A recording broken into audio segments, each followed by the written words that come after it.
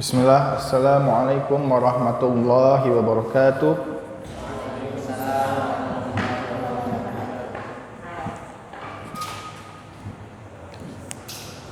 Alhamdulillah wassalatu wassalam ala rasulillah wa ala alihi wa sahbihi wa man tabi'ahum bi ihsanin ila yaumiddin. Amma ba'du. Alhamdulillah, pada kesempatan kali ini kita masih senantiasa diberikan nikmat oleh Allah Subhanahu wa taala sehingga kita dapat berkumpul di malam yang berbahagia ini dalam rangka menuntut ilmu Allah Subhanahu wa taala. Yang mana ini adalah nikmat yang patut kita syukuri. Ya. Karena nikmat itulah kita dapat datang ke sini dengan jiwa dan raga. Itu adalah nikmat yang diberikan Allah Subhanahu wa taala. Nikmatani maghbunun fihi ma katsirun minan nas as-sihhatu wal faragh. Dua nikmat yang paling banyak dilalaikan manusia, yaitu adalah nikmat sehat dan nikmat waktu luang. Kalau kita tidak sehat, kemudian waktu luang kita sudah nggak ada lagi, ya berarti kita mungkin di rumah ada kerjaan, ada gimana, ada kesibukan, jadi kita tidak bisa menuntut ilmu kembali. Maka patutlah bagi kita untuk bersyukur atas nikmat tersebut. Begitu juga Nabi Muhammad SAW bersabda, "Majtama'a qaumun fi baitin min buyutillah yatluna kitaballah wa yatadarasuna fima bainahum illa nazalat alaihimus sakinah wa ghasyiyatuhumur rahmah wa hafathumul malaikah wa dzakarahumullahu fi man indah." Ya. Dan keutamaan orang-orang yang menuntut ilmu, ya, yang bermajelis ilmu, ya, kecuali mereka akan turun kepadanya sakinah dan diliputi dengan rahmat Allah Subhanahu wa taala dan diliputi dengan malaikat yang mengelilingi mereka, dan Allah akan menyebutkan nama-nama mereka fi man indah. Fi man indah siapa? Di makhluk yang berada di dekat Allah, yaitu para malaikat, yang mana Allah akan mencintai mereka. Ya, ketika Allah mencintai seorang hamba, maka Allah menyebutkan nama-nama hamba tersebut di langit. Ya, innallaha yuhibbu fulanan fa-ahbibhu fayuhibbuhu ahlus samai. Ya, ketika Jibril mendengar sesungguhnya Allah mencintai si fulan, maka mencintailah si fulan, maka semua penduduk surga itu mencintainya. Ya, itulah patut bagi kita untuk memperhatikan bahwasanya lebih baik kita dikenal oleh penghuni langit daripada penghuni bumi. Ya, alhamdulillah pada kesempatan kali ini kita dapat melanjutkan pembahasan kita, yang mana insyaallah sedikit lagi, kalau enggak dua atau satu pertemuan lagi, ini kitab usul salasah telah selesai, karena kita sudah di ujung pembahasan usul salis, ya, al-asul salis. Ya, sedikit lagi Syekh membawakan tentang kebangkitan, tentang hari kiamat, kemudian tentang tawaghit, ya, kemudian telah selesai. Dan untuk insyaallah kalau masih diberikan panjang umur, kita akan melanjutkan ke kitab Qawaidul Arba', ya, Qawaidul Arba' sebelum kitab tauhid. Dan sekarang, ya, satu saja yang kita ada setoran hafalan, ya. Satu saja, siapa yang ingin menyetorkan hafalannya untuk matan usul salasah ini, silahkan. Naam, tafadhal. Naam, al-Asusani.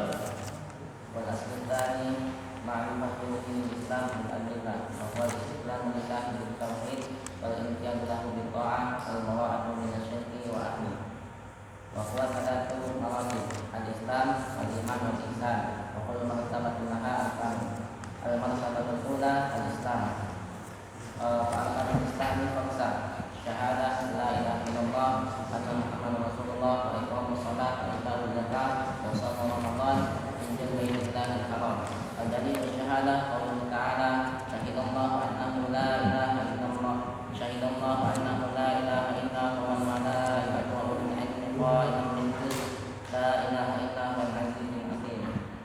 Wa ma'naha la ma'budu bihaqqin illallah wahdah. La ilaha nafyan jami'a ma yubadu billah. Illallah muthbitan al-ibadati lillahi wahdah la syarika lahu fi ibadati kama annahu la syarika lahu fi mulki.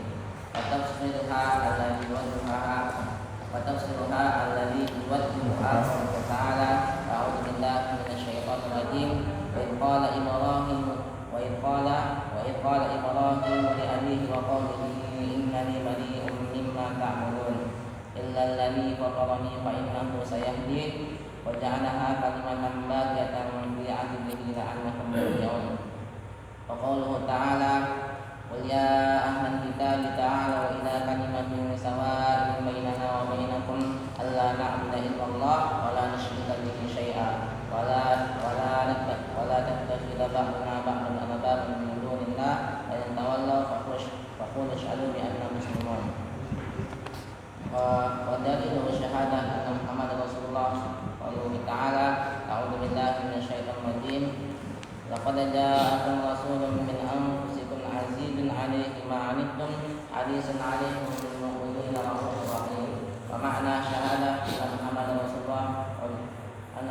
Rasulullah wa 'aquhu fiha aman wa tasdiquhu fiha akbar wa tinamu ma nahaa anhu wa jazaa wa alla yu'badallahu illa bima syara'. Wa dalilu as-shalah wal zakah wa tafsir tauhid qauluhu ta'ala wa ma umiru illa liya'budullaha mukhlisina lahu-d-din wa naba'a wa yuqimu shalah wa yu'tu zakah wa dzalika dinul qayyimah. Wa dalilu siyam qauluhu ta'ala ya ayyuhalladzina amanu kutiba 'alaikumus syiyam kama kutiba 'alal ladzina min qablikum la'allakum tattaqun.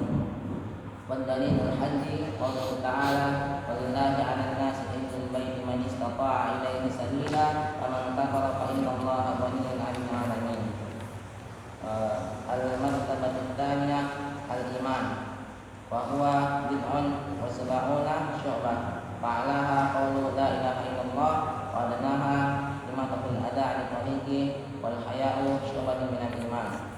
Wa arkanuhu sittah an tu'minu billahi wa malaikatihi wa rusulihi wa kutubihi wa rusulihi wal yawmil akhir wa tu'minu bil qadri khairihi wa syarrihi. Wa dalilu ala hadhihi al-arkan as-sittah qauluhu ta'ala laysa birra an tuwallu wujuhakum qibala al-masyriqi wal maghrib walakinna al-birra man amana billahi wal yawmil akhir wal malaikati wal kitabi wan nabiyyin. Wa dalilu al-qadr qauluhu ta'ala inna kulla syai'in khalaqnahu biqadar. Wal martabatu tsalitsah al-ihsan ruknun wahidun wa huwa an ta'budallaha ka'annaka tarahu fa innaka tarahu fa innahu yarak. Wa dalilu qauluhu ta'ala innallaha ma'al ladzina taqaw wal ladzina hum muhsinun.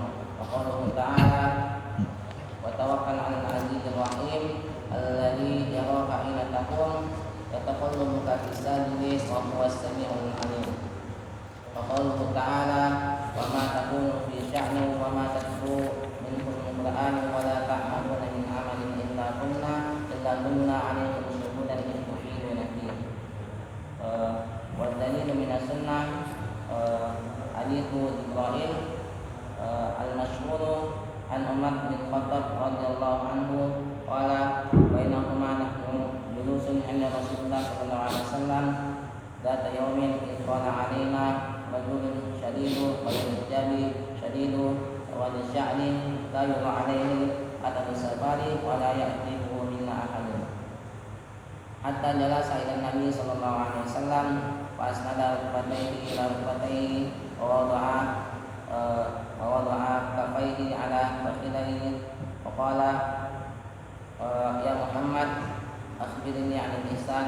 Wa qala Rasulullah sallallahu alaihi wasallam al-islamu an tashhada ilaha illallah wa anna Muhammadar Rasulullah wa tuqimu shalah wa tu'tiyaz zakah wa tasuma ramadana wa taqudal maita istata'ta ilaihi sabila. Qala sadaqta ajmalahu wa yas'aluhu wa yusaddiquhu. Qala فأخبرني عن الإيمان قال أن تؤمن بالله وملائكته وكتبه ورسله واليوم الآخر وتؤمن بالقدر خيره وشره قال صدقت قال فأخبرني عن الإحسان قال أن تعبد الله أنك تراه فإن لم تكن تراه فإنه يراك قال فأخبرني عن الساعة قال ما المسؤول عنها بأعلم من السائل قال فأخبرني عن أمارتها قال أن تبيد كما ربتها وترى الكفاة العراة الأعلى في أعشاء يتطاولون في البنيان ثم انطلق فلبثت مليا ثم قال يا عمر أتدري من السائل قلت الله ورسوله أعلم وقال رسول الله صلى الله عليه وسلم فإنه جبريل هذا جبريل هذا جبريل أتاكم يعلمكم دينكم الأصل الثالث معرفة نبيكم محمد صلى الله عليه وسلم وهو محمد بن عبد الله بن عبد المطلب بن هاشم وهاشم بن قريش من العرب والعرب من ذرية إسماعيل بن إبراهيم الخليل عليه وعلى نبينا أفضل الصلاة والسلام وله من العمر 63 سنة منها 40 قبل النبوة و23 نبيا ورسولا بإقرأ ورسل بالمدثر وبلغه مكة وحضر إلى المدينة وبعثه الله بالندامة عن الشرك وإدعاء التوحيد ودليل قوله تعالى أعوذ بالله من الشيطان الرجيم يا أيها المدثر قم فأنذر وربك فكبر وثيابك فطهر والرجز فاهجر ولا تمنن تستكثر ولربك فاصبر ومعنى وربك فكبر ومعنى أي kum fa'anzir dulu. Yundir. Yundiru an syirki wa yada'u ila tauhid. Qala laka faqadir ay qadimhu bit tauhid. Wa thiyabaka fatahir ay tahir a'malaka an syirki. Wa tudhil itu al-aslamu akhiruha tarkuha wal mara'atu minha wa anha. Naam. Khalas. Ahsantum barakallahu fikum. Naam.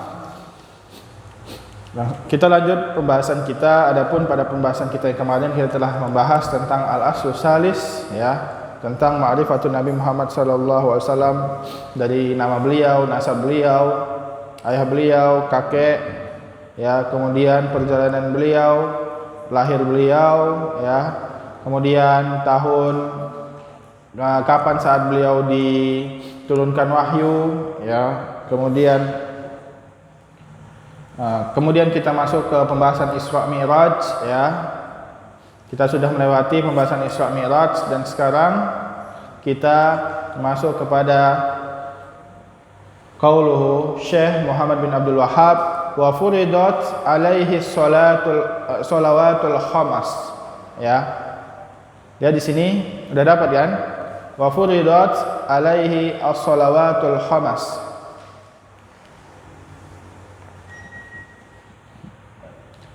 Ya. Jadi pada umur 40 tahun Rasulullah sallallahu alaihi wasallam diturunkan kepadanya wahyu yang pertama kali di dalam gua Hira, yaitu 5 ayat di dalam surat Al-Alaq.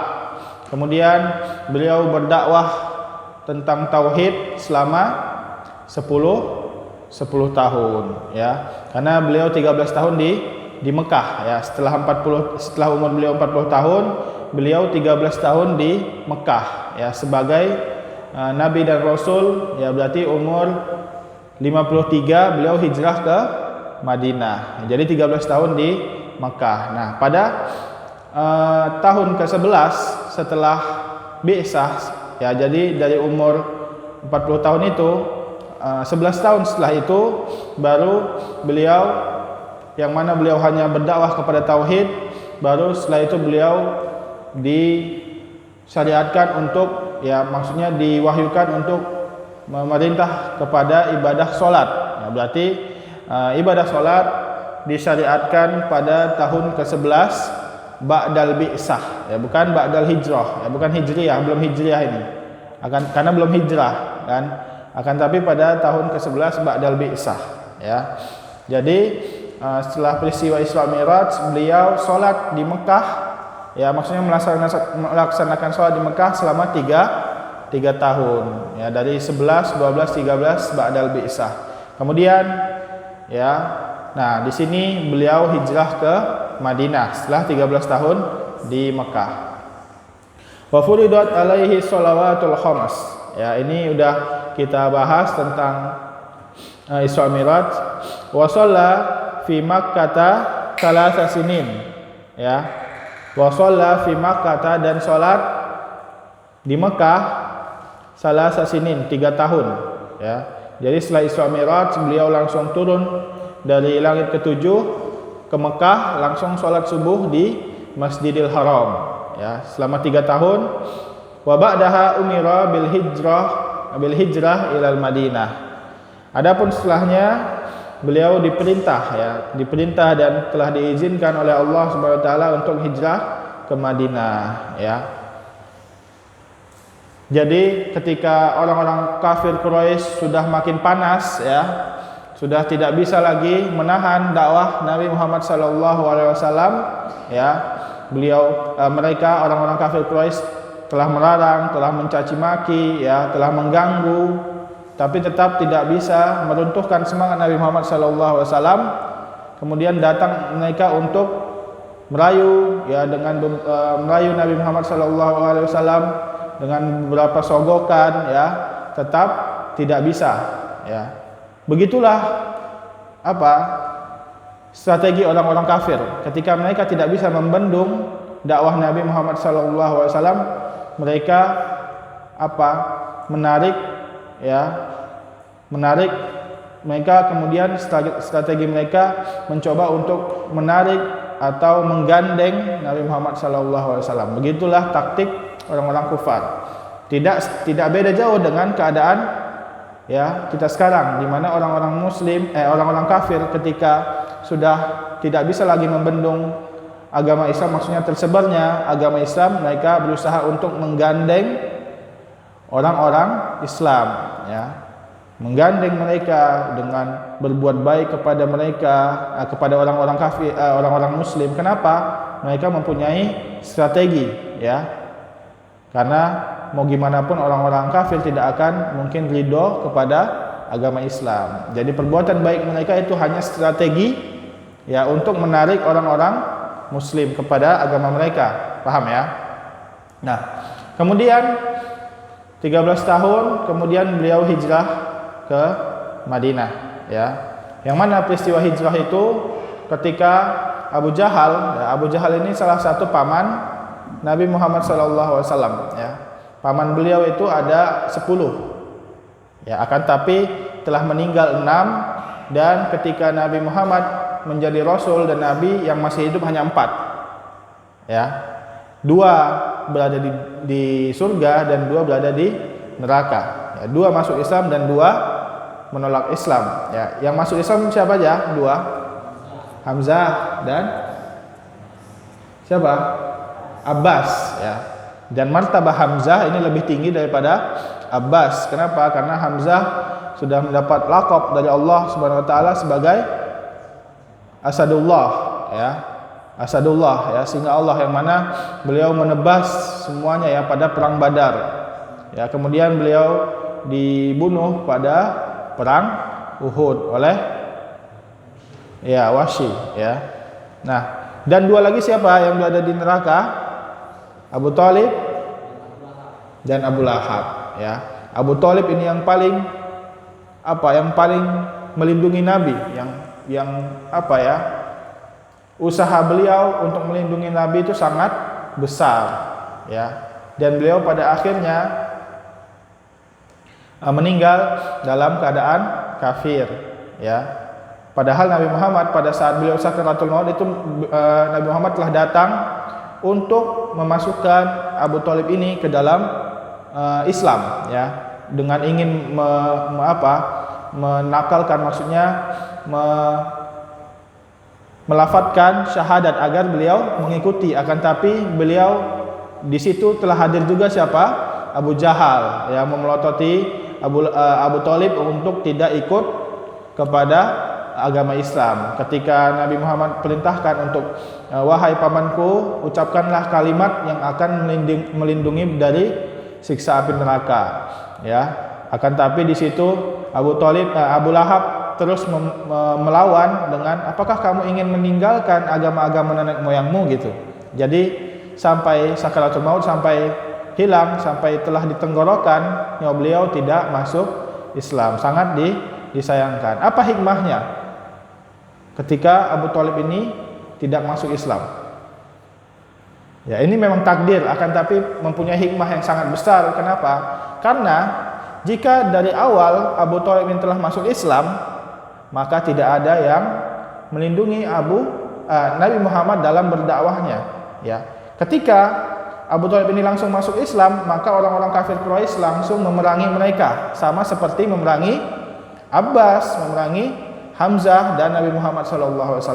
Akan tapi ya di sini ada hikmahnya, beliau tetap di dalam agama kafir karena Abu Thalib ini adalah orang yang ternama dan paling dipandang dari kafir Quraisy. Jadi mereka tetap menghormati Abu Thalib ini, ya, dan yang mana Abu Thalib ini melindungi dakwah Nabi Muhammad SAW, ya. Yang mana Abu Thalib ini mendapat syafaat, akan tapi syafaat ini hanya khusus bagi Nabi Muhammad SAW saja, yaitu beliau mensyafaatkan Abu Thalib untuk meringankan azabnya menjadi azab yang paling ringan, yaitu dipakaikan sendal, ya, dari api dan yang meleleh itu sampai ke otaknya. Itu adalah azab yang paling ringan. Adapun Abu Lahab itu berada fi darkil asfal minan nar, ya, berada di kerak neraka karena dia yang paling menentang, yang paling kuat, maksudnya yang paling depan dalam menentang dakwah Nabi Muhammad SAW, ya. Nah, kemudian Abu Jahal mengatakan pada malam hijrah itu, ya, untuk membunuh Nabi Muhammad SAW dengan, ya, kabilah-kabilah Arab dikumpulkan, kemudian satu dari setiap kabilah itu membawa pedang dan memukulkan kepada Nabi Muhammad SAW agar Bani Hashim ini, ya, kita sudah mempelajari Bani Hashim, yaitu kakek buyut, ya, buyut maksudnya ayahnya dari Abdul Muthalib ini, tidak, maksudnya keluarga Bani Hashim ini tidak bisa menuntut kabilah-kabilah yang lain. Kenapa? Karena semua kabilah itu mempunyai andil dalam membunuh Nabi Muhammad SAW, ya, gitu. Itu adalah usulan dari Abu Lahab, ya, Abu Lahab. Kemudian ketika datang, nah, maka rumah beliau telah dikepung dan beliau diberikan wahyu, ya, oleh Allah SWT, ya.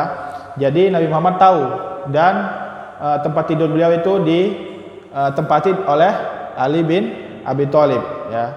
Dan pada saat itu Abu Bakar dan Nabi Muhammad SAW keluar dari rumah yang mana rumah itu telah dikepung oleh orang-orang kafir Quraisy. Akan tapi mereka tidak melihat Abu Bakar dan Umar, ya. Itu kenapa? Karena Allah membutakan mata mereka dari melihat bukan Abu Bakar dan Umar, ya, maksudnya melihat Abu Bakar dan Nabi Muhammad SAW keluar untuk hijrah, ya. Itulah dia pertolongan Allah Subhanahu wa taala. Ya, itu dia saat hijrah, ya. Dan sebelumnya Nabi Muhammad SAW ini telah mendakwahi Ahlul Madinah. Pada saat kapan? Pada saat orang-orang Madinah ini, ya, pada tahun haji mereka ini berhaji rame-rame ke Mekah. Pada saat itulah Nabi Muhammad mendakwahi mereka. Dan dengan taufik Allah, orang-orang Ansor dari kota Madinah ini menerima dakwah beliau dan beriman. Nah, makanya pada saat itulah terjadinya Bai'atul Aqabah, ya, Pernah dengar kan Baiatul Aqabah yang pertama, kemudian haji lagi Baiatul Aqabah yang kedua, ya. Maka dari situ Nabi Muhammad mempunyai tempat untuk berhijrah, yaitu ke Madinah, yang mana penduduknya itu semua menerima dakwah Nabi, ya. Begitulah strategi Nabi Muhammad SAW dalam berdakwah, ya. Kemudian para sahabat yang lainnya berhijrah duluan, kemudian terakhir disusul oleh Nabi Muhammad dan Abu Bakar, ya. Itulah peristiwa hijrah Nabi Muhammad ke kota Madinah. Lihat sekarang Syekh Muhammad bin Abdul Wahhab melanjutkan, wal hijratu al intiqalu min baladis syirki ila baladil Islam. Apa al-hijrah? Ya, ini dia definisi hijrah, ya. Hijrah secara bahasa itu adalah at-tarku, ya. Al-hijrah secara bahasa kita tulis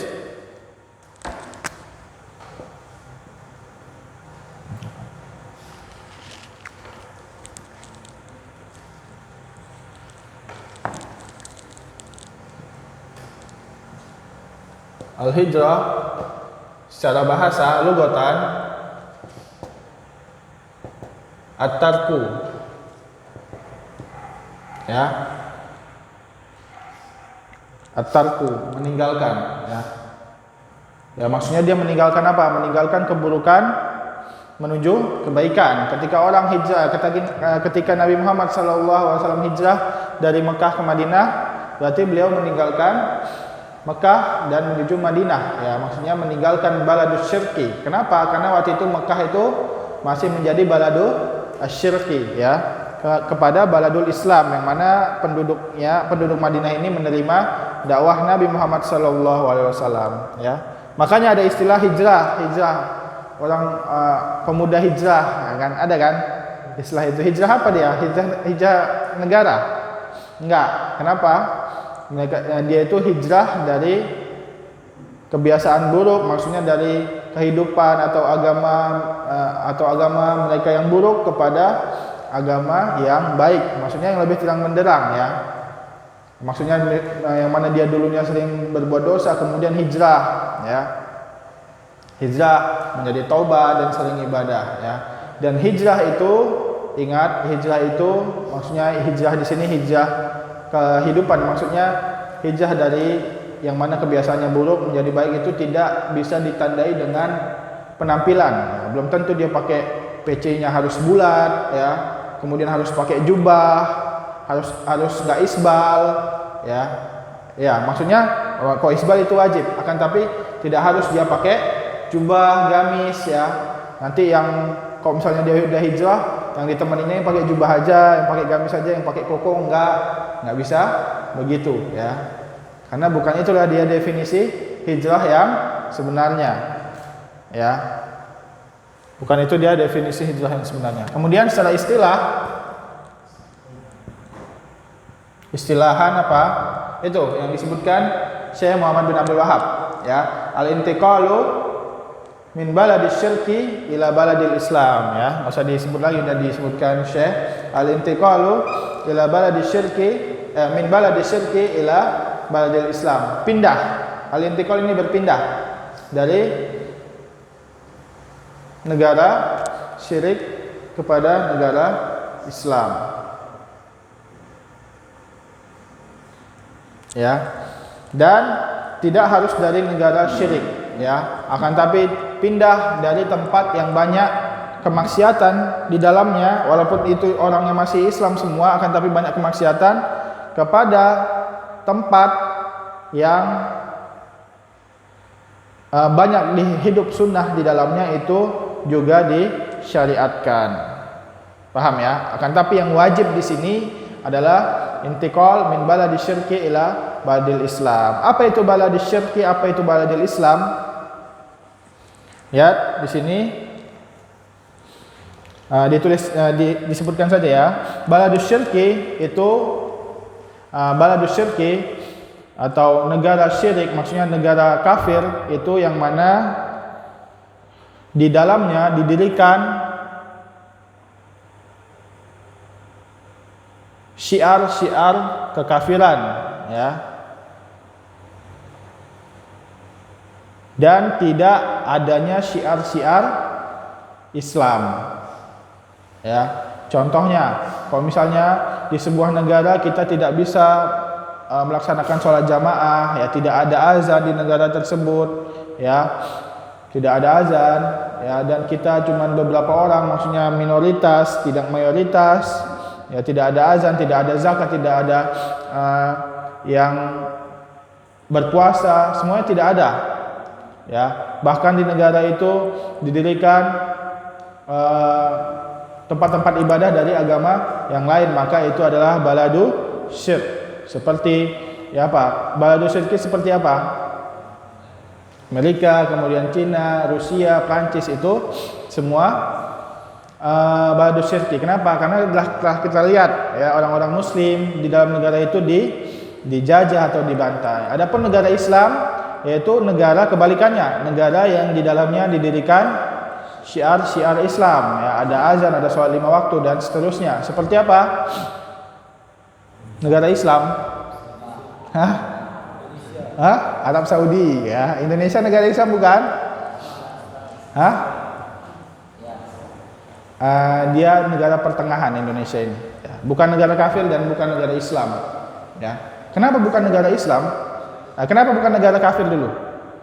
Karena kita mayoritas Islam, ya. Kemudian kita azan berkumandang di sini, ya. Bukan negara kafir. Kemudian kita dengan tidak terpaksa, dengan santai kita beribadah, puasa. Jadwal haji dijadwalkan oleh pemerintah, kalender hijriah ada, ya kan? Puasa ada yang ngatur dari pemerintah, itu bukan negara kafir. Akan tapi negara Islamkah kita? Tidak, kita negara kesatuan, ya. Kita negara kesatuan yang boleh hidup di dalamnya selain agama Islam, ya kan? Mereka kafir zimmi, bukan kafir zimmi mereka tidak ada bayar fidyah. Kalau negara Islam itu orang kafir hidup di dalamnya, mereka harus bayar fidyah untuk orang-orang Islam. Akan tapi enggak, kita negara kesatuan, jadi pertengahan, tidak bisa dibilang negara kafir dan tidak bisa dibilang negara Islam. Ya, paham ya? Nah, maka salah nggak orang membuat Indonesia ini sebagai negara Islam, ya, dengan demo, dengan kudeta? Salah, ya, karena tidak bisa membuat Indonesia menjadi negara Islam, karena kita memang dari awalnya sudah negara kesatuan, ya, negara kesatuan. Adapun Pancasila itu sama sekali tidak bertentangan dengan hukum Islam. Pancasila tidak bertentangan dengan hukum Islam. Adapun tafsir-tafsiran dari Pancasila, nah, maka itu tergantung oknum-oknum atau individunya tersendiri. Adapun secara global Pancasila itu tidak bertentangan dengan hukum Islam. Ya. Jadi Indonesia itu bukan, jadi dia negara pertengahan, yang mana Syekh Islam Ibnu Taimiyah telah menjelaskan hukum tentang negara pertengahan tersebut, ya. Jadi dia tidak masuk ke dalam negara kafir dan tidak masuk ke dalam negara Islam, ya. Itu dia tentang baladul syirki dan baladul kufri. Kemudian lihat di sini, ya, wal hijrah, Syekh Muhammad bin Abdul Wahhab melanjutkan, wal hijratu faridatun ala hadhil ummah min baladil syirki ila baladil Islam. Faridatun itu apa? Wajib, ya. Hijrah itu wajib. Maksudnya di sini fardu ain. Bukan fardu kifayah. Kalau fardu ain itu semua individu wajib mengerjakan. Kalau fardu kifayah dia hanya satu atau sebagian saja, seperti azan, iqamat itu satu orang saja kan. Adapun fardu ain ini semua individunya. Ketika seseorang berada di negara kafir, maka ketika dia mampu itu wajib untuk hijrah ke negara Islam, ya, yang mana masih ditegakkan. Adapun Indonesia, maka ini bukan negara kafir, maka tidak diwajibkan kita untuk hijrah dari Indonesia ke negara Islam, tidak, ya, karena masih bisa kita beribadah, masih ditegakkan syiar-syiar Islam, dan bahkan mayoritas di Indonesia adalah orang yang beragama Islam. Akan tapi ketika seorang muslim, ya, dia tinggal misalnya di Amerika, ya, dan dia mampu untuk pindah dan dia bisa untuk pindah, maka ketika dia tidak pindah dan hijrah ke negara Islam, maka dia kafir, berdosa, bukan kafir. Maksudnya dia berdosa besar, tidak kafir, ya. Ya, ketika orang tidak hijrah, dia tidak kafir, akan tapi murtakibul kabair, ya, yang melakukan dosa besar. Paham ya di sini, ya? Ya, wahia baqiyatun ila antaku masaah. Dan hijrah ini tetap ada sampai terjadinya hari kiamat. Maksudnya bukan pada saat huru hara hari kiamat, akan tapi sebentar lagi hari kiamat. Yang mana tanda-tanda akhir hari kiamat yang paling dekat apa? Yang paling dekat hari kiamat, tanda-tandanya apa? Terbitnya matahari dari timur apa dari barat? Barat, ya. Biasanya kan dari timur, ya, dari barat. Nah baru itu dia tegak hari kiamat. Wa dalilu qaulu ta'ala, dan dalilnya adalah firman Allah Subhanahu wa taala, innal ladzina tawaffahumul malaikatu dzalimi anfusihim. Sesungguhnya orang-orang yang tawaffahumul malaikah, yang dicabut nyawanya dari oleh malaikat-malaikat, ya, yang zalim kepada dirinya sendiri, ya. Maksudnya dirinya itu zalim, ya. Ya, kenapa? Karena mereka tidak hijrah dari Mekah ke Madinah. Ya, qalu fima kuntum, ya. Apa masalahmu sehingga kamu tidak hijrah ke negara Islam? Qalu kunna mustad'afina fil ard, ya. Kami lemah di atas bumi ini sehingga tidak bisa hijrah. Sehingga tidak bisa menegakkan agama Islam, syiar-syiar Islam. Qalu alam takun ardullahi wasi'atan. Ya. Ya, di sini bukankah bumi Allah ini luas? Maksudnya bukankah ada kota Madinah sehingga kalian bisa hijrah ke Madinah, bukan hanya di Mekah saja gitu maksudnya. Ardullah, bumi Allah ini luas, ya, bukan hanya di Mekah. Kalian bisa, yang penting kalian bisa menegakkan syiar-syiar Islam, bisa sholat dengan tenang di dalamnya, ya. Fatuhajiru fiha, maka kalian berhijrah ke negara-negara yang bisa ditegakkan agama Islam di dalamnya. Faulaika ma'wahum jahannam wa sa'at masira, maka tempat mereka adalah di api neraka jahannam wa sa'at masira.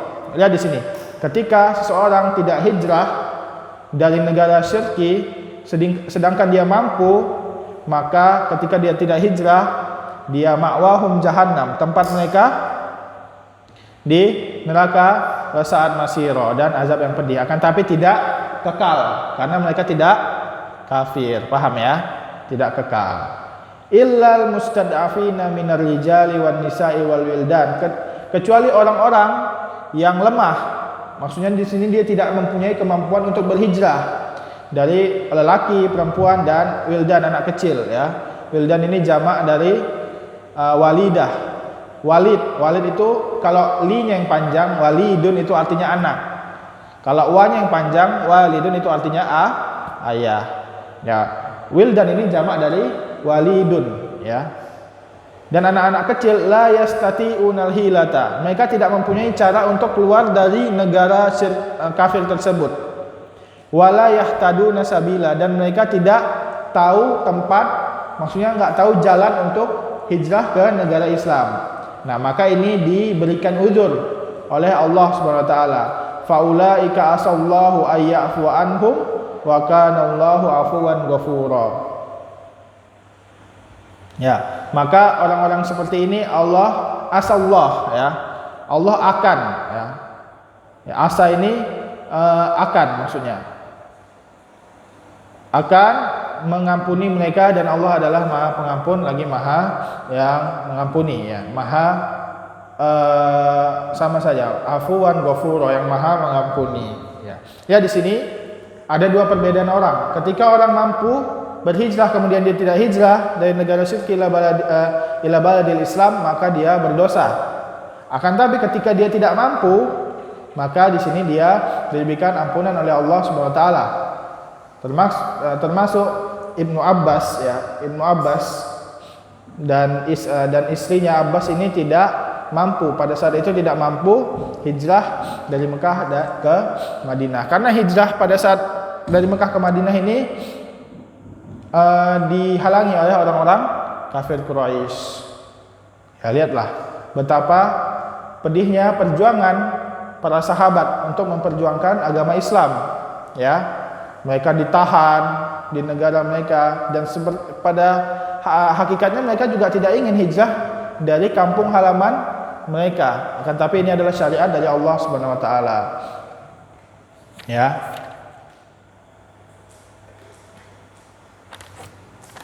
Lihat di sini ya. Hijrah itu mempunyai 3 syarat. Orang dibolehkan hijrah dari Mekah orang dibolehkan hijrah dari negara syirki ila negara kufri, itu ada 3 syarat.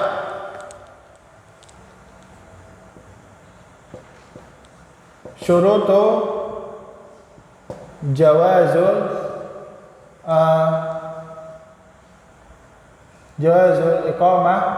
iqamah ini maksudnya tinggal fi biladi asyirk ya, fi biladi syirki. Yang pertama syaratnya apa?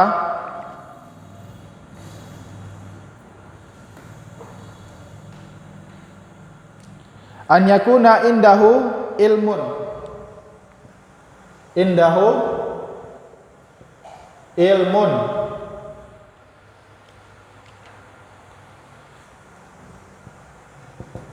Yadfa'u bihi syubhah. Ya. Lihat di sini.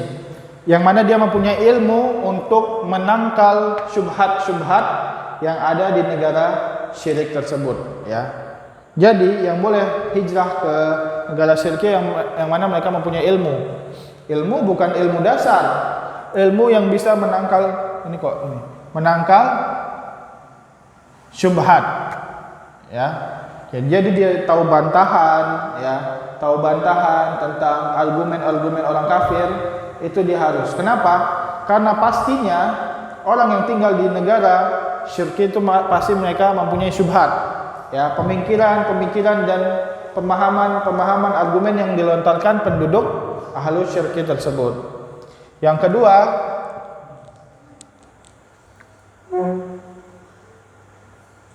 indahuddin.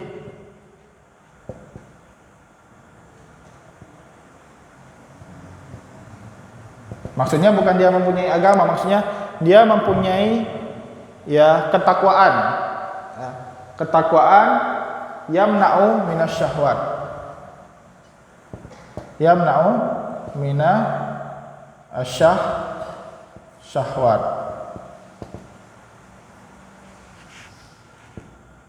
Ya, dia mempunyai ketakwaan untuk menahan dia dari syahwat-syahwat, ya. Karena fitnah itu ada 2, fitnah syubhat dan fitnah syahwat. Syubhat itu ya dia yang berupa pemahaman baik itu pemahaman bid'ah, pemahaman syirik atau pemahaman orientalis, pemahaman yang mengedepankan logika, itu dia syubhat. Adapun syahwat ini dia yang tergantung dengan hawa nafsu, ya. Baik itu fitnah wanita, ya, fitnah harta, itu semua syahwat. Paham ya? Perbedaan antara syubhat dan syahwat. Mana lebih parah?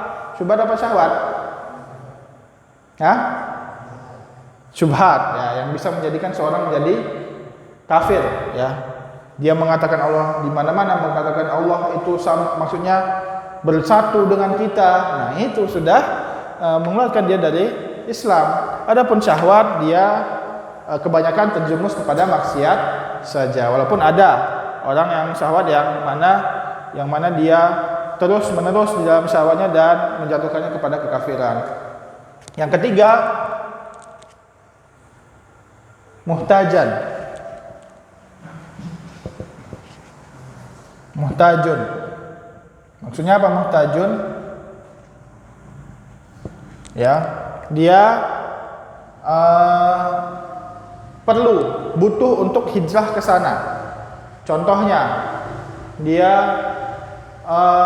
mau berdagang ya, atau dia mau mempelajari suatu ilmu yang ilmunya nggak ada fi biladil Islam, yang nggak ada di negara Islam, cuma ada di negara kafir, yang mana ilmu itu bagus untuk perkembangan dakwah, maka dia dibolehkan hijrah. Kan tapi muhtaj, dia punya din dan dia punya ilmu, itu syaratnya. Adapun ketika seorang tidak punya ilmu, tidak punya din, maka dia haram untuk hijrah ke negara kafir, ya.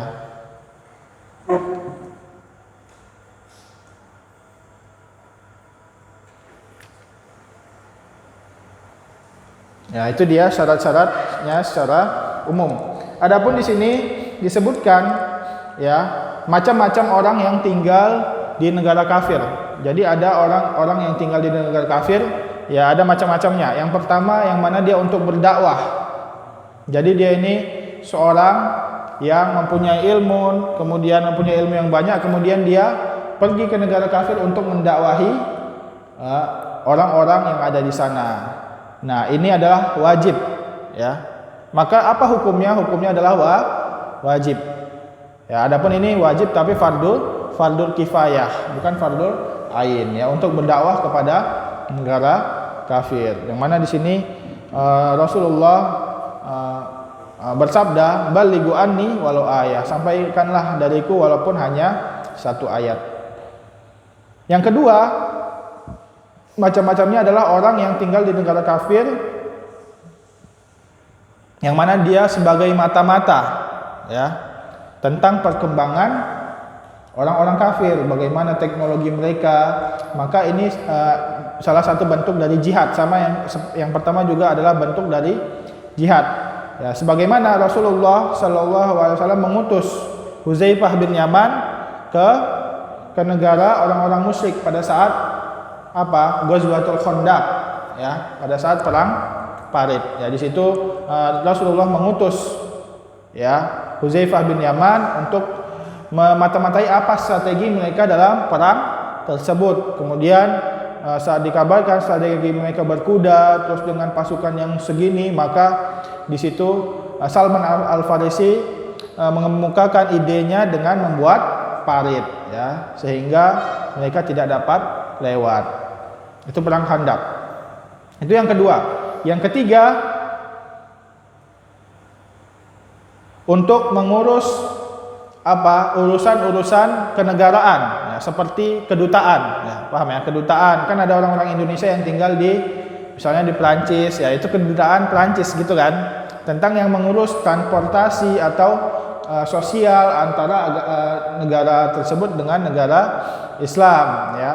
Maka ini dibolehkan, ya, karena itu mempunyai manfaat yang sangat besar dan ketika ditinggalkan akan mempengaruhi madarat yang lebih besar, ya. Itu dia yang ketiga. Yang keempat, untuk keperluan berdagang, ya, untuk keperluan berdagang, maka ini dibolehkan, ya, karena ada beberapa sahabat yang berdagang ke negara-negara syirki, ya, pada zaman Nabi Muhammad SAW, akan tapi dengan 3 syarat tersebut, ya. Itu dia yang keempat. Yang kelima, ini keadaan yang semakin parah, yaitu adalah untuk belajar ke negara kafir, ya. Adapun ini maksudnya bukan belajar agama, akan tapi belajar ilmu umum. Misalnya dia ke universitas yang ada di Perancis, yang ada di Amerika, untuk belajar agama umum, maka ini ketika dia tidak ada syarat ini maka haram. Dan dia ditambah lagi syarat untuk pelajar yang hijrah ke negara syirki, yang mana dia menuntut ilmu umum, maka ditambah lagi syaratnya, yaitu dia dapat membedakan antara kebaikan dan keburukan. Yang mana pastinya kalau seorang pelajar itu sudah masuk universitas, belajar di negara kafir, pasti mau nggak mau dia menghormati gurunya, yang mana dia adalah orang kafir, kan, gitu kan. Dan minimal dia tidak mengingkari mereka, maksimal dia menyetujui dan mendukung mereka. Pasti dia oh iya juga ya. Ya, yang ada dia balik ke negara Islam dengan membawa syubhat dan pemikiran-pemikiran kafir. Ya, dia nongkrong, mungkin dia nggak makan makanan haram, akan tapi perkataan-perkataan temannya, oh iya juga, lama-lama dia masuk agama mereka. Itulah dia bahayanya tinggal di negara kafir. Paham ya? Minimal dia tidak bisa nahi mungkar, ya. Dia tidak bisa nahi mungkar karena dia statusnya sebagai pelajar, nggak bisa nggak bisa meninggi kan kalau di depan dosen tuh, kalau di depan seorang guru. Ya, dia harus bisa membedakan antara kebaikan dan keburukan. Itu dia keadaan yang keempat. Dan keadaan yang kelima adalah keadaan yang paling parah, yaitu ketika seorang tinggal di negara kafir, tinggal saja ini, tinggal bukan hijrah, dia cuma tinggal, dia tidak mempunyai keperluan apa-apa. Dan ini adalah keburukan dan keharaman. Kenapa? Karena ketika dia bisa hijrah tapi dia tidak mau hijrah, akan tapi dia masih beragama Islam. Ya, akan tapi sekitarnya itu orang-orang kafir dan dia tenang tinggal di situ seperti orang Islam tenang tinggal di negara Islam, maka ini adalah musibah, ya. Musibah. Maka dia telah melepaskan akidah wala dan baroknya. Ya, maka waliyadzubillah, ya. Ketika tidak ada syarat ini, maka itu tidak diperbolehkan, ya. Bahkan tinggal juga tidak diperbolehkan kalau dia mampu menurut ayat yang dibawa Syekh tersebut, ya. Syaratnya tadi kan di sini diberikan uzur oleh Allah Subhanahu wa taala, itu ada dua, yaitu la yastati'una hilatan, ya kan? Dia tidak mempunyai cara untuk keluar, ya.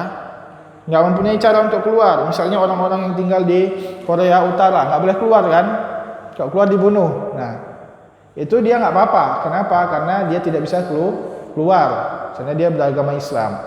Wala yahtaduna sabila, tidak tahu jalan untuk atau jalur untuk menuju negara Islam. Baik itu dia tidak tahu kendaraannya, ya, tidak bisa, pokoknya tidak tahu, maka ini diberikan uzur oleh Allah Subhanahu wa taala, ya, tidak berdosa. Paham ya? Itu dia dua uzurnya. Kalau di luar dua uzur itu, maka dia harus hijrah ke negara Islam. Termasuk mal itu bagian dari la yastati'una hilata, kalau dia tidak punya uang. Itu dia seputar hijrah, dan hijrah ini tidak akan terputus sampai hari kiamat, ya. Kenapa? Karena hijrah itu akan terus diwajibkan ketika seorang berada di negara kafir, ya. Adapun hadis Aisyah yang mengatakan la hijrata ba'dal fathi, ya, tidak ada hijrah lagi setelah Fathul Makkah. Yang dimaksud Nabi Muhammad SAW dalam hadis itu adalah hijrah dari Mekah ke negara lain. Kenapa? Karena setelah Fathul Makkah itu Mekah telah menjadi negara Islam, maka tidak ada lagi hijrah dari Mekah ke negara lain. Ya, maksudnya la hijrata di sini maksudnya dari Mekah ke negara lain setelah Fathul Makkah. Akan tapi hijrah dari negara kafir ke negara Islam itu tidak akan terputus sampai hari kiamat, ya. Karena disebutkan di sini la tanqati'ul hijrah hatta tanqati'ut taubah. Maka hijrah ini tidak akan terputus sampai terputusnya taubat. Kapan taubat itu terputus?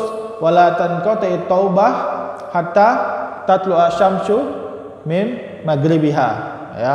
Dan tidaklah taubat itu terputus sampai matahari terbit dari barat, ya. Jadi kok matahari sudah terbit dari barat, itu tidak bisa lagi orang bertobat. Walaupun dia bertobat, dia tidak diterima tobatnya, ya.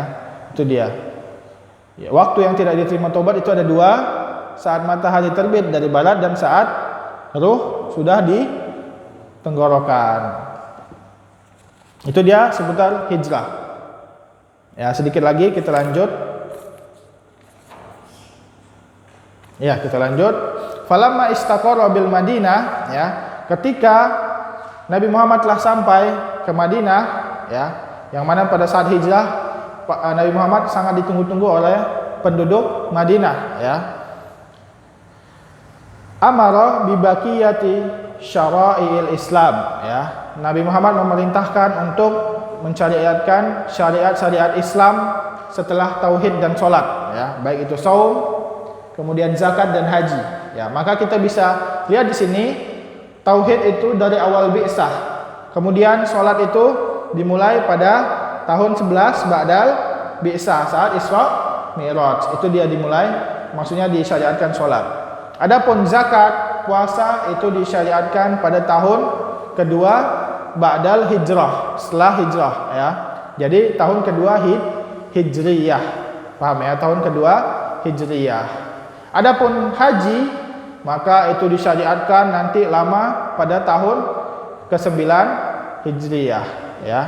9, jadi 9 tahun Nabi telah berada di Madinah baru itu disyariatkan haji. Ya. Mislu zakat wa saum wal haji, ya. Di sini zakat dan saum, amal ma'ruf nahi mungkar, itu jihad itu pada tahun kedua ba'dal hijrah. Adapun haji itu pada tahun ke-9 ba'dal hijrah, ya. Wal azan wal amri bil ma'ruf wan nahyi anil munkar wa ghairi dzalik min syara'il Islam itu disyariatkan pada saat di Madinah. Ya, bisa dibedakan betapa pentingnya tauhid. Pada saat di Mekah 13 tahun itu tidak ada syariat selain tauhid, ya, hanya salat. Itu juga pada tahun ke-11, ya. Jadi 10 tahun itu hanya berdakwah tentang tauhid. Kenapa?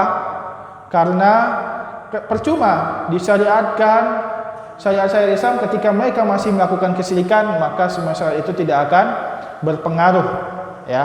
Jadi harus tegak dulu tauhid mereka. Ketika mereka tidak melakukan syirik lagi, baru dilanjutkan dengan ibadah-ibadah yang lain agar ibadah itu diterima. Ketika masih syirik, ibadah itu tidak diterima. Paham ya? Begitulah hikmah diturunkan Al-Quran secara bergiliran atau sedikit demi sedikit. Ketika Al-Quran diturunkan secara langsung satu Al-Quran penuh, maka itu sangat memberatkan Nabi Muhammad dan umat Islam, ya. Kemudian dilanjutkan sedikit lagi sampai, ya, satu paragraf lagi, ya. Akhadha ala hadza, kemudian diambil dari sini aswasinin ba'da aswasinin. Maksudnya Nabi Muhammad berada di Madinah 10 tahun saja. Kemudian pada umur beliau ke-63 beliau diangkat, maksudnya dicabut nyawanya oleh Allah Subhanahu wa taala ila rafiqil a'la, kepada tempat yang paling tinggi, ya. Jadi di sini aswasinin ini semua syariat Islam lengkap. Wa ba'daha, dan setelahnya tufiya sholawatullahi wassalamu alaihi wa dinuhu bakin, ya. Kemudian beliau diwafatkan, ya, yang mana pada saat wafat itu pada umur beliau ke-63, walaupun ada perselisihan, ada yang mengatakan 65, 64, tapi yang rojihnya 63, ya. Pada bulan Rabiul Awal pada tahun ke-11 ba'dal hijrah. Jadi udah 10 tahun, tahun ke-11-nya Nabi Muhammad SAW meninggal, ya. Jadi 11 Hijriyah. Nah, itu dia pada tanggal 12 Rabiul Awal. Adapun beliau sakit itu udah pada saat bulan sebelumnya, bulan Safar, beliau telah sakit, ya. Kemudian meninggal pada bulan Rabiul Awal. Pada saat meninggal, para sahabat semua terguncang, ya, ya. Nabi Muhammad pembawa syariat telah meninggal, ya. Bahkan Umar bin Khattab sendiri tidak menerima, ya, nggak percaya. Maka beliau mengatakan, ya, siapa yang mengatakan Nabi Muhammad telah meninggal, dia akan memenggal kepalanya, ya, akan membunuh orang yang mengatakan pada saat itu Nabi Muhammad telah meninggal. Akan tapi Abu Bakar dengan bijaksananya beliau menyuruh Umar untuk duduk, tapi Umar tidak mendengar. Duduk wahai Umar, tidak mendengar, ya, karena sebelumnya Abu Bakar telah melihat ke dalam mihrab bahwasanya Nabi Muhammad telah meninggal. Kemudian disuruh duduk, kemudian dipegang dan disuruh duduk Umar, kemudian Umar nurut, barulah di situ Abu Bakar berkhutbah, ya.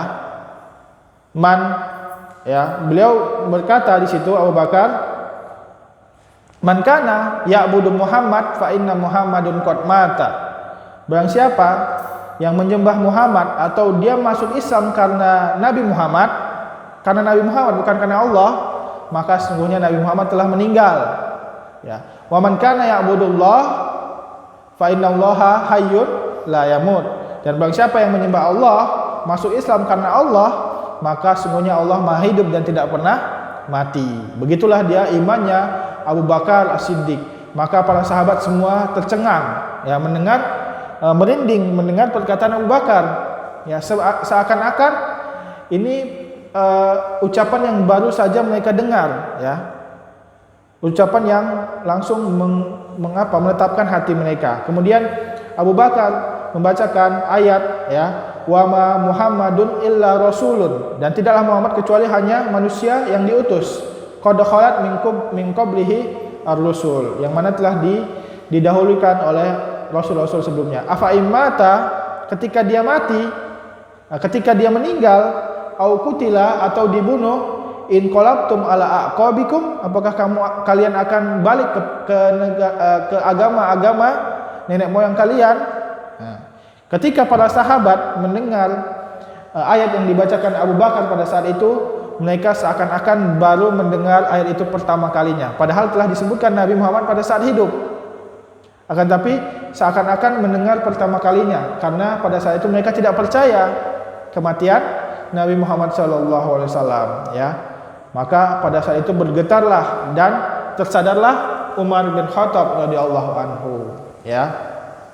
Maka pada saat itu orang-orang yang mereka terpaksa masuk Islam atau mereka masuk Islam karena Nabi Muhammad, ya, dan masuk Islam setelah Fathul Makkah. Jadi setelah Fathul Makkah ini orang-orang kafir yang berada di negara Mekah ini dipaksa masuk Islam, ya. Maka mereka kafir kembali, murtad kembali. Maka ini diperangi oleh Abu Bakar As-Siddiq, ya, memerangi orang-orang murtad sepeninggal Nabi Muhammad SAW. Adapun yang mengikuti perang Uhud, perang Badar, dan yang masuk Islam sebelum Fathul Makkah, maka semua adalah sahabat yang sejati yang tidak akan murtad dari Islam. Paham, ya? Ya, itu dia. Dan setelah meninggal Nabi Muhammad SAW tidak langsung dimakamkan, maksudnya tidak langsung dikubur. Akan tapi dia apa? Mereka langsung mengutus khilafah yang pertama, yaitu Abu Bakar As-Siddiq. Bisa dipahami sekarang apa pentingnya politik bagi agama Islam, ya. Mereka mendahulukan mengutus atau memilih khalifah yang pertama sebelum memakamkan atau menguburkan Nabi Muhammad SAW. Jadi mayatnya Nabi Muhammad belum dikubur, ya. Tapi mereka mengedepankan musyawarah terlebih dahulu untuk menunjuk Abu Bakar sebagai khalifah. Paham, ya? Bahwasanya di sini 4 khalifah Khulafaur Rasyidin adalah orang yang sangat pintar dalam berpolitik, ya. Dan Nabi Muhammad juga sangat pintar dalam berpolitik, ya. Makanya pada sesungguhnya Ahlussunnah wal Jamaah itu tidak mengharamkan politik. Akan tapi, ya, karena tidak ada dalilnya dalam mengharamkan politik. Akan tetapi apa? Ahlussunnah wal Jamaah meninggalkan politik karena politik pada zaman sekarang itu sudah tidak sesuai syariat. Paham, ya? Paham perbedaannya? Sesuatu hal yang diharamkan dengan dalil dan sesuatu hal yang diharamkan dengan ijtihad para ulama, ya. Ya, politik praktis pada zaman sekarang itu diharamkan oleh ijtihad para ulama, yang mana Syekh Albani mengatakan siyasatuna tarkus siyasah. Politik kita sekarang adalah meninggalkan politik. Paham, ya? Nah, pada saat itulah Ahlussunnah wal Jamaah dan orang-orang dari kalangan kita Salafiyun itu meninggalkan politik praktis. Akan tapi perlu kita pahami bahwasanya politik itu tidak diharamkan dari dalil Al-Quran dan hadis, karena ada politik syariat, ya, siasah syariah, yang mana itu penting bagi agama Islam. Paham, ya, perbedaannya? Jadi pengharaman politik itu bukan diharamkan dari dalil, akan tapi ijtihad ulama yang mana melihat, ya, ketika seorang yang berilmu itu masuk ke dalam perpolitikan pada zaman sekarang itu akan merusak agamanya. Maka pada saat itulah kebijakan atau ijtihad atau fatwa yang mengatakan bahwasanya kita orang Ahlussunnah itu sebaiknya untuk meninggalkan dan menjauhi politik praktis. Paham, ya? Itu dia, ya. Kemudian kafatan, ya, sedikit lagi, ya. Wa dinuhu baqin, dan agama beliau itu tetap, ya. Ya, beliau telah meninggal akan tapi agama beliau itu tetap. Wa hadza dinuhu, dan inilah agamanya, agama yang disampaikan oleh Nabi Muhammad sallallahu alaihi wasallam. La khaira illa dalal ummah alaihi. Tidak ada kebaikan kecuali Nabi Muhammad telah menunjukkan kepadanya, ya. Seperti dikatakan para sahabat bahwasanya tidaklah burung itu menggempakkan sayap kecuali Nabi Muhammad telah menjelaskan tentang ilmunya, ya. Wala syarra illa hadzara minhu, dan tidak adalah keburukan kecuali apa? Kecuali Nabi Muhammad telah melarang terhadapnya. Dan sebaik-baik kebaikan adalah tauhid, dan seburuk-buruk keburukan adalah kesyirikan, ya. Seperti yang ditanyakan oleh orang-orang ahlul kitab kepada Salman Al-Farisi, "Allamakum nabiyukum kulla syai' hatta al-qiraah?" Bukankah nabi kalian telah mengajarkan semuanya sampai buang hajat pun? Maksudnya ada buang hajat pun telah diajarkan oleh Nabi Muhammad sallallahu alaihi wasallam. Maka Salman Al-Farisi menjawab apa? Bala. Betul, ya. Laqad hadana an nastaqbilal qiblah bi ghaidin au baulin au nastanji bi aqali min salasil ahjar, ya. Bahwasanya Nabi Muhammad telah mengajarkan kami untuk apa? Untuk buang hajat tidak menghadap dan membelakangi kiblat, ya. Dan begitu juga buang air kencing tidak menghadap atau membelakangi kiblat.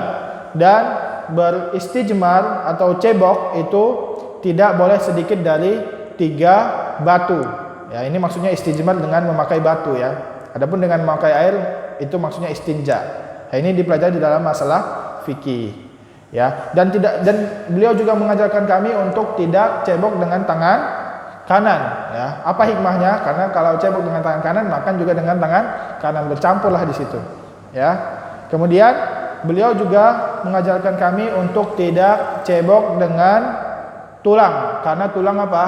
Adalah makanan dari saudara kita dari bangsa jin. Dan juga tidak cebok dengan kotoran unta atau kotoran dabah. Kenapa pada saat zaman Nabi kotoran itu, kotoran unta, kotoran kerbau, kotoran kambing itu kalau keras itu batu, ya. Maksudnya unta di sini. Kotoran unta itu kalau keras seperti batu. Jadi kadang dikira ini batu, jadi dipakai buat istijmar. Paham, ya? Maka Nabi melarang itu. Sampai adab ini pun diajarkan oleh Nabi Muhammad sallallahu alaihi wasallam, ya. Ya, wa khairul ladzi dalla alaihi, dan kebaikan yang beliau tunjukkan adalah tauhid, wa jami'u ma yuhibbuhullahu wa yardahu, dan semua yang Allah cintai dan Allah ridhai. Wa syarrul ladzi hadzara minhu, dan keburukan yang apa? Yang Allah larang adalah apa? Kesyirikan. Wa jami'u ma yakrahuhu Allah wa ya'bah, dan semua yang dibenci Allah dan Allah enggani, ya.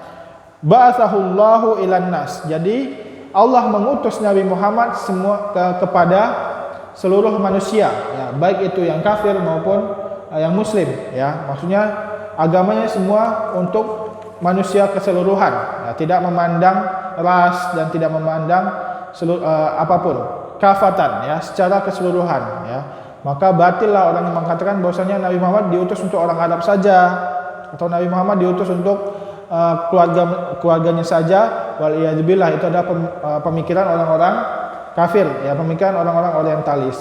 Waftaradallahu ta'atahu ala jami'i tsaqalain, ya. Dan Allah mewajibkan ketaatan kepadanya kepada seluruh tsaqalain. Tsaqalain itu ada 2, siapa?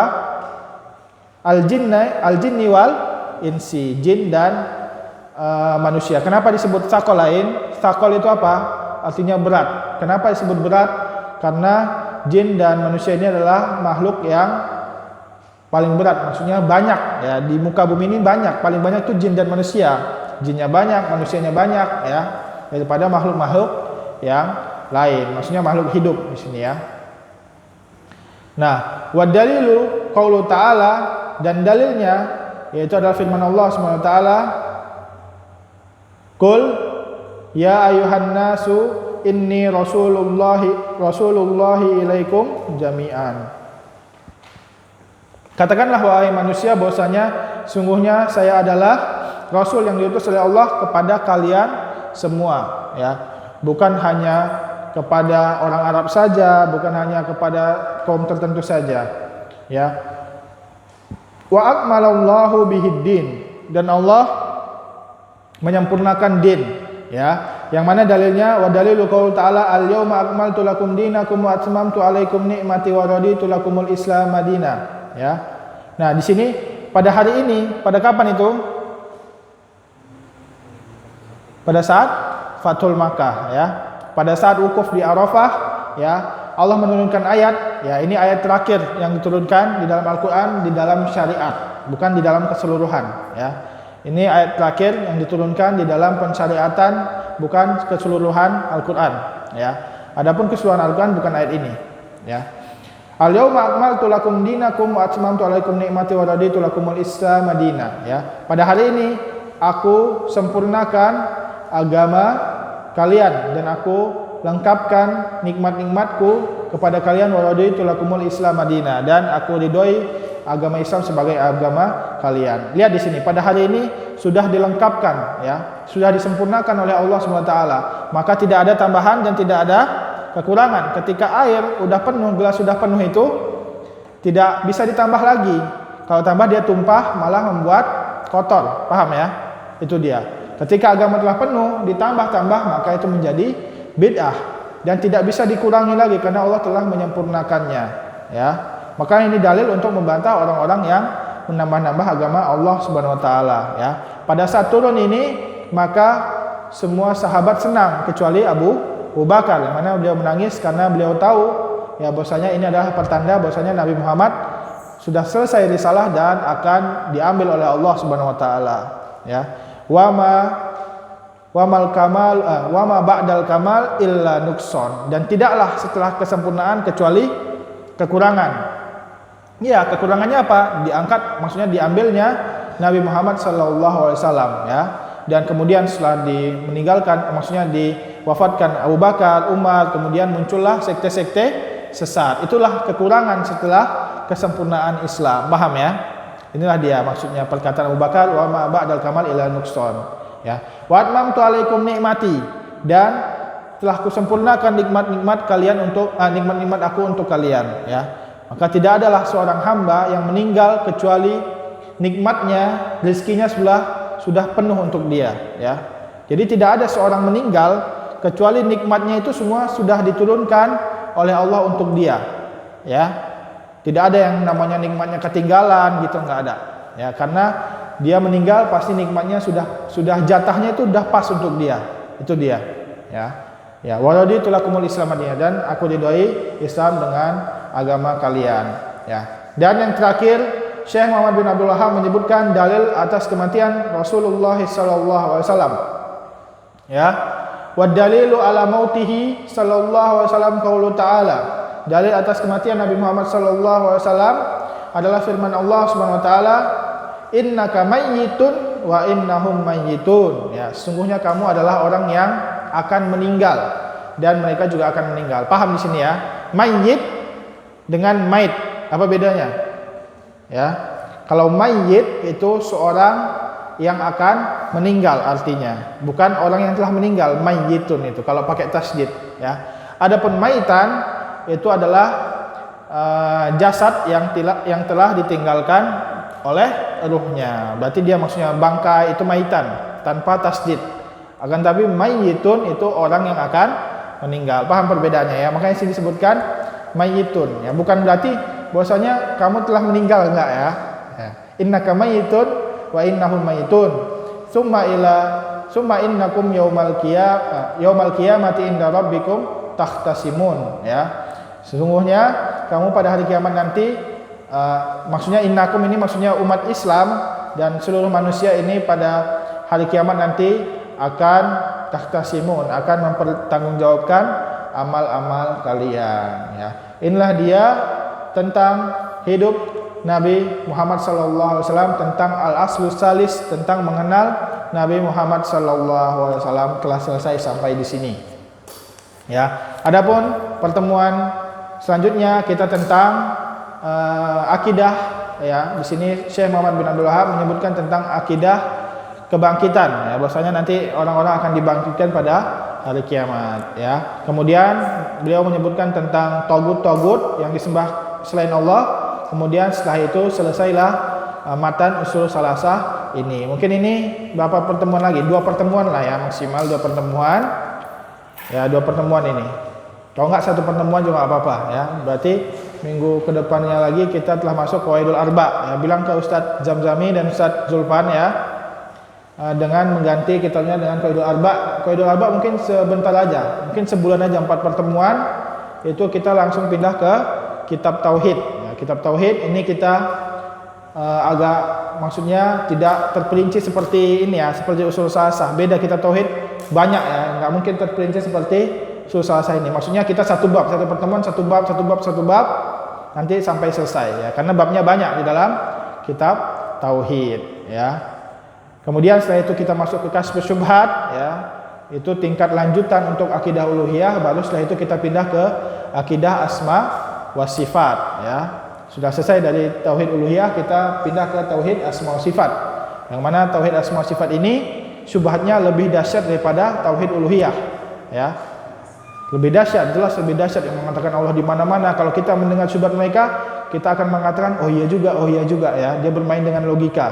Maka bagusnya kita, alangkah baiknya kita untuk segera berbekal ya dalam menangkal syubhat-syubhat yang mereka lontarkan ya. Paham ya?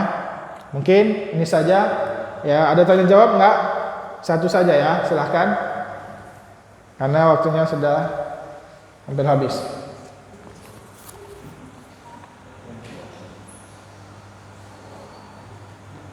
Ya, apa hukumnya menyambung hubungan silaturahmi dengan sanak keluarga non-muslim yang berada di negeri kafir? Boleh, tapi tidak boleh pergi ke negeri kafirnya. Ya, tidak boleh hijrah ke keluarga yang non-muslim ke negeri kafir kalau dia tidak mempunyai 3 syarat ini. Ya, tidak boleh. Kalau ada pun menyambung silaturahmi, tidak harus dengan berziarah ke sana, baik bisa itu dengan telepon.